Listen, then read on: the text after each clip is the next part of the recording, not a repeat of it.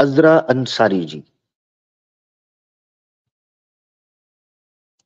Sister آپ کا hello mic hello mute ہے. ہیلو سوری جی سوری میں میوٹ پہ بات. السلام جی علیکم. اگر وعلیکم آپ السلام. جی اگر آپ یہ پوائنٹ پہلے بتا چکے ہیں تو مجھے بتا دینا, تو میں پیچھے جا کے دیکھ لوں گی, کیونکہ میں نے ابھی جوائن کیا, میری صبح ہی ابھی جی ہوئی جی ہے. تو جی جی جو جو یہ یہودی دعویٰ کرتے ہیں, جیسے ایک آیت ہے کہ کرسچنس کہتے ہیں کہ وہ حضرت عیسیٰ علیہ السلام جو ہے وہ اللہ کے بیٹے ہیں, اور یہودی کہتے ہیں کہ حضرت عزیر علیہ السلام اللہ کے بیٹے ہیں.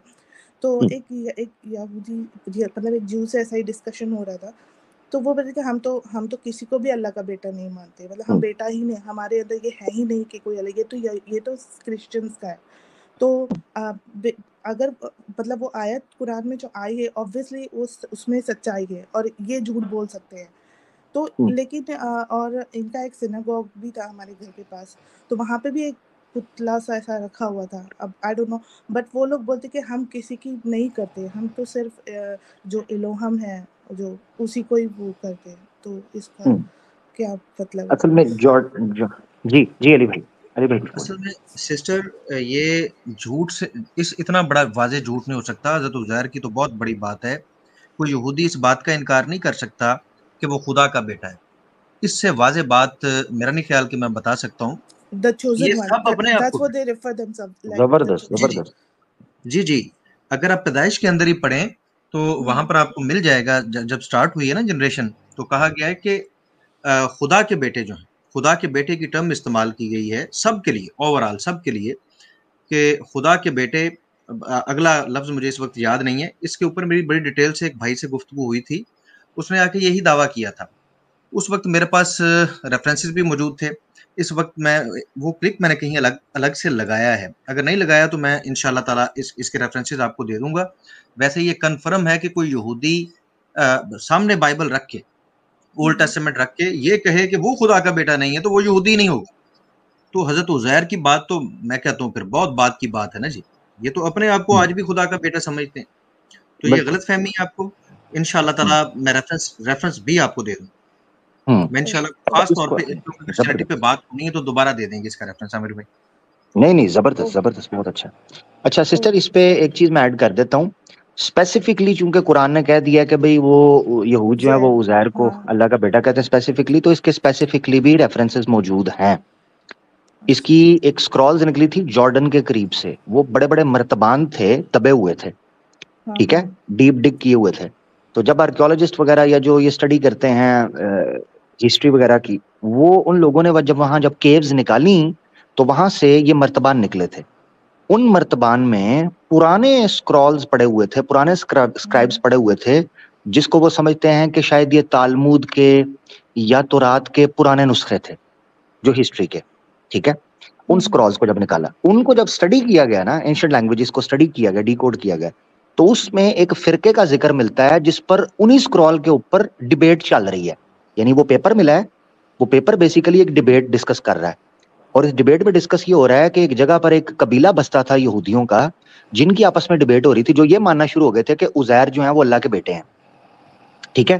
اچھا, اب اس سکرول میں لکھا ہوا ہے جو کہ جارڈن سے نکلی ہے, اس کا میں ریفرنس وغیرہ کسی نے کوٹ کا, پوری ریسرچ موجود ہے. اب کیوں مانتے تھے وہ؟ جی عامر بھائی ایک جی اور نقطہ میرے ذہن میں نکلنا جائے, ایک اور بالکل سامنے کی بات ہے, اگر اس کو دیکھا جائے تو یہ معاملہ ہی کلیئر ہو جاتا ہے. اگر مخاطب, جب قرآن حکیم نازل ہو رہا تھا, اگر مخاطبین میں یعنی کہ یہود کو مخاطب کر کے کہا گیا کہ تم یہ کہتے ہو, اگر وہ نہ کہتے ہوتے تو ان کو کہنے کی ضرورت کیا تھی, اپنے پاس سے یہ بات کرنے کی ضرورت کیا تھی. منطقی لحاظ سے اس کو ذرا سوچ کے دیکھیں کہ کیا یہ ممکن ہے کہ آگے یہود موجود بھی ہوں, ان کے سامنے یہ دعویٰ کیا جائے, تو یہ تو جھوٹا دعویٰ تھا. تو قرآن جھوٹا دعویٰ کیوں کرتا؟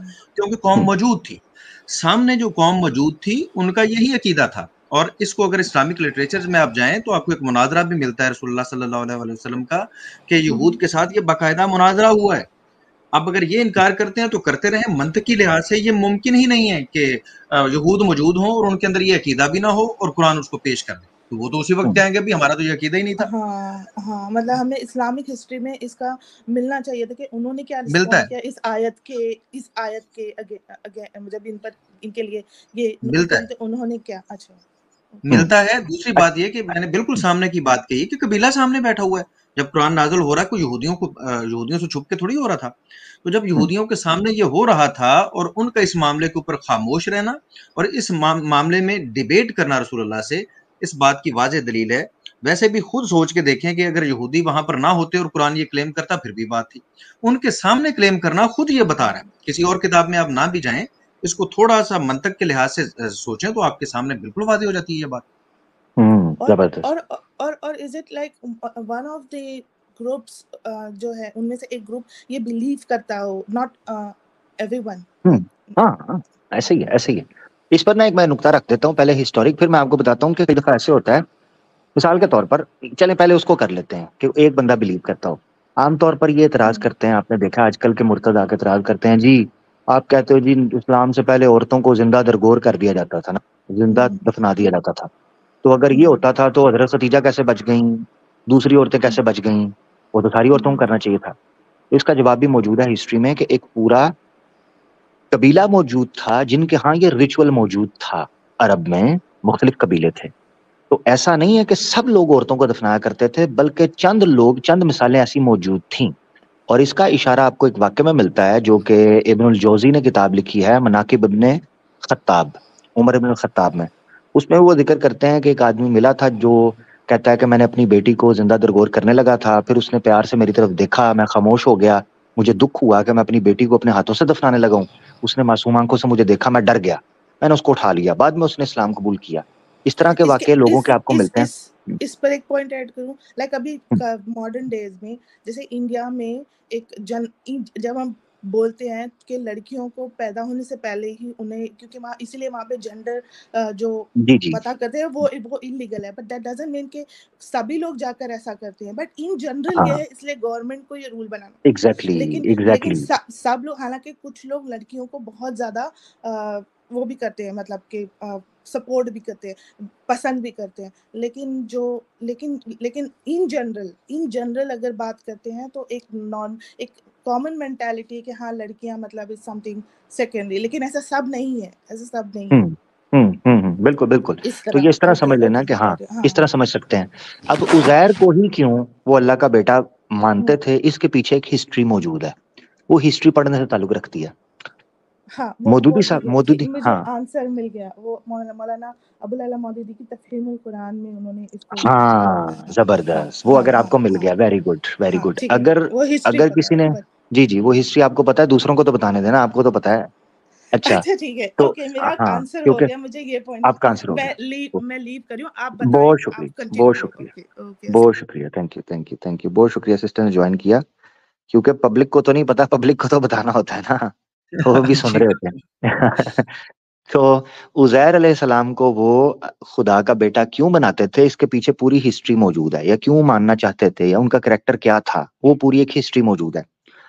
اس پہ ابوالعلا مودودی صاحب نے بڑی زبردست ریسرچ کی ہوئی ہے، تفہیم القرآن بھی ہے. اور اگر کوئی تفہیم القرآن کی طرف نہیں جانا چاہتا، اس کو لگتا ہے کہ تھوڑا ڈیفیکلٹ ہے سارا پڑھنا، تو ایک سیپریٹ ادارہ ترجمان القرآن جو مودودی صاحب کی کتابیں چھاپا کرتا تھا، انہوں نے ایک چھاپا ہے یہودیت قرآن کی روشنی میں، PDF میں علیحدہ سے. ایک ہے نصرانیت قرآن کی روشنی میں، وہ بھی مودودی صاحب کی تفاسیر سے ادھر ادھر سے جو مکالمے انہوں نے لکھے ہیں اکٹھا کیا ہے. اور ایک کتاب ہے یہودیت قرآن کی روشنی میں، اس میں انہوں نے یہودیوں کی ہسٹری کے اوپر بڑی شاندار گفتگو کی ہے. وہاں وہ بتایا گیا ہے کہ جو نون ہسٹری ہمارے سامنے آئی ہے، اس میں جو عزرا یہ نام بتاتے ہیں، جیسے عزیر ہیں، یہ جو عزیر تھے جن کو قرآن کے اندر ذکر کیا ہوا ہے، یہ جو عزیر تھے، ان کا کریکٹر یہ تھا کہ انہوں نے تباہی کے بعد، یروشلم کی تباہی کے بعد جو نسخے تباہ ہو گئے ہوئے تھے اولڈ ٹیسٹیمنٹ کے، ان کو دوبارہ اکٹھا کرنے میں اور ان کو ایک کانسٹیٹیوشن دینے میں کردار ادا کیا تھا. یعنی یہ سمجھ لیں کہ عزیر علیہ السلام یہودیت کو ریوائیو کروانے والا ایک کریکٹر تھے. یہودی جو بابل کی سزاؤں کے بعد، بخت نصر کی توڑ پھوڑ کے بعد، تباہیوں کے بعد جب اجڑ چکے تھے اور ان کے پاس کوئی نسخہ نہیں بچا تھا، تو عزیر علیہ السلام نے کچھ اپنے حافظے سے اور کچھ جو ٹوٹی پوٹی چیزیں ادھر ادھر سے ملیں، اس سے جو کچھ اکٹھا کر کے دوبارہ ریوائیو کر پائے تھے، پریزرو کر پائے تھے اس کانٹینٹ کو، انہوں نے کرنے کی کوشش کی. یہ وہ وجہ ہے کہ جنہوں نے یہودیوں کو یہودیوں کی نظر میں ان کا مقام بہت بلند کر دیا اور انہوں نے سمجھا کہ یار یہ تو دوبارہ ہمارے لیے ایک مسیحا بن کے آیا جس نے ہمیں کانسٹیٹیوشن دوبارہ دیا. اس اعتبار سے ان کا بڑا مقام تھا. جس نے ڈیٹیل میں پڑھنا ہو اس میں پڑھ سکتے ہیں.